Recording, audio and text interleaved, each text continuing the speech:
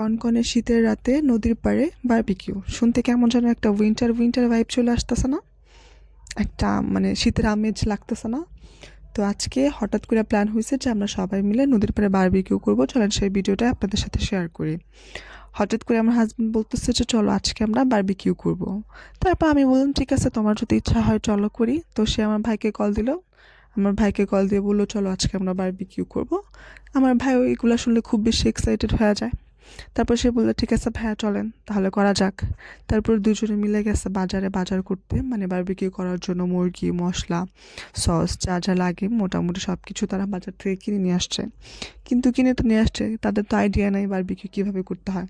তো আজকে আমাদের বারবিকিউ করে খাওয়াবে হচ্ছে একজন প্রফেশনাল শেফ। আর এই প্রফেশনাল শেফ হচ্ছে সুনামগঞ্জের টাঙ্গুর হাওরের হাউসবোটে যে শেফগুলো রান্না করে তাদের মধ্যে একজন। কীভাবে পেলাম সেটা বলি। টাঙ্গুর হাওরে যখন বর্ষাকাল শেষ হয়ে যায় তখন তো পানি থাকে না, তাই হাউস বোটগুলো সেখানে থাকতে পারে না। তো তারা দেখা গেছে যে বোটগুলা নিয়ে বিভিন্ন লোকাল এলাকার নদীর পাড়ে বোটগুলা পার করে রাখে। তো আমাদের বাসা হচ্ছে নদীর পাড়ে। তো এখানে ৩-৪টা বোট আছে। ভাইয়া হচ্ছে সে একটা বোটের শেফ। তো আমার ভাইয়ের সাথে তার ভালো সম্পর্ক। তো সেই সুবাদে সে আমার ভাইকে বললো যে ঠিক আছে তোমাদের আজকে আমি বারবিকিউ করে খাওয়াবো। মানে উনি প্রফেশনালি সব কিছু করবে।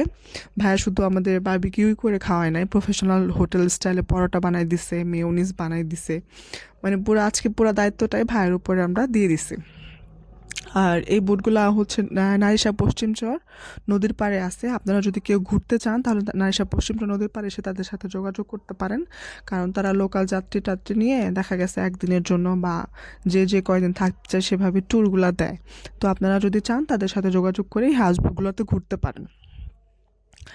তারপরে কি ভাইয়া তারপর যেভাবে করতে হয় সব কিছু ম্যারিনেট করে রাখলো। তারপর পরোটার জন্য ডো বানায় সেগুলো রেস্টে রাখলো।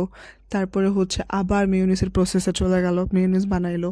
তারপরে যে পরোটা ডো রাখছিল সেটাতে আবার প্রসেস করে সেটাও নাকি আবার আধা ঘন্টা পর্যন্ত রেখে দিতে হবে। তো ভাই আজকে আমাদের অনেক হেল্প করছে, আর এগুলো দেখতে খুব স্যাটিসফাইং লাগতেছিল, কারণ একদম প্রফেশনালি ভাইয়া করতেছিল। আমরা তো হোটেলে গিয়ে শুধু খাই, রেস্টুরেন্টে গিয়ে শুধু খাই, কিন্তু কীভাবে রান্না করি সেই প্রসেস তো জানি না। আর আমরা বাসায় রান্না করলেও দেখা গেছে যে নর্মালি মশলা টশলা মাখায় আধা ঘন্টা ম্যারিনেট করে রাখি, তারপরে ভাইজা খায় ফেলি। কিন্তু ভাইয়া রুটি বানানোর প্রসেস, বারবিকিউ করার প্রসেস, তারপর হচ্ছে আপনার মেয়োনিজ বানানোর প্রসেস ছিল সম্পূর্ণ ভিন্ন, একদম প্রফেশনাল, দেখে একদম মন ভালো হয়ে যাইতেছিল। আপনারা ভিডিওতে দেখতে পারতেছেন, দেখেন ভাইয়া কত সুন্দর করে মানে হোটেলে যেভাবে করে সেভাবে করে করতেছিল। তারপরে যে আমরা নদীর পাড়ে চলে গেলাম, এই আগুন জ্বালায় কয়লা জ্বালানোর চেষ্টা করতেছিলাম, এগুলো সব ভাইয়াই করতেছিল, মোটামুটি আমরা কিছুই করি নাই। তো আমরা শুধু দাঁড়া দেখতেছিলাম। আবার নদীর পাড়ে আমরা মশালও জ্বালাইছি, সেখানে বৈশা চা খাইছি।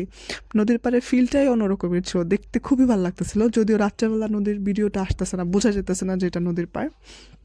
তারপরে যে এখানে ভাইয়া সবগুলা মুরগি দিয়ে দিচ্ছে, আর আমি একটু মাঝখানে পাকনামি করতে গেলাম একটু, যে বারবিকিউর জন্য আলাদা করে সস বানায় রাখছে সেটা হচ্ছে যে আমি একটু দিচ্ছিলাম, মশলা বানায় রাখছে সেটা আমি দিচ্ছিলাম, একটু পাকনামি করতেছিলাম যে না আমি অনেক বড় শেফ হয়ে গেছি, সবাইকে দেখাচ্ছিলাম।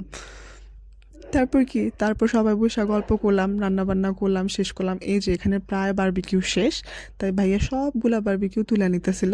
এখন ভাবছিলাম যে নদীর পাড়ে বসে খাবো, কিন্তু চিন্তা করলাম যে নদীর পাড়ে বসে এই ঠান্ডার মধ্যে খাওয়া সম্ভব না। তারপরে কি করব, সবাই মিলে এই যে বাসায় চলে আসা খাওয়া দাওয়া শুরু করলাম। এখানে আমার ভাই আসছে, আমার বোন, হাজব্যান্ড।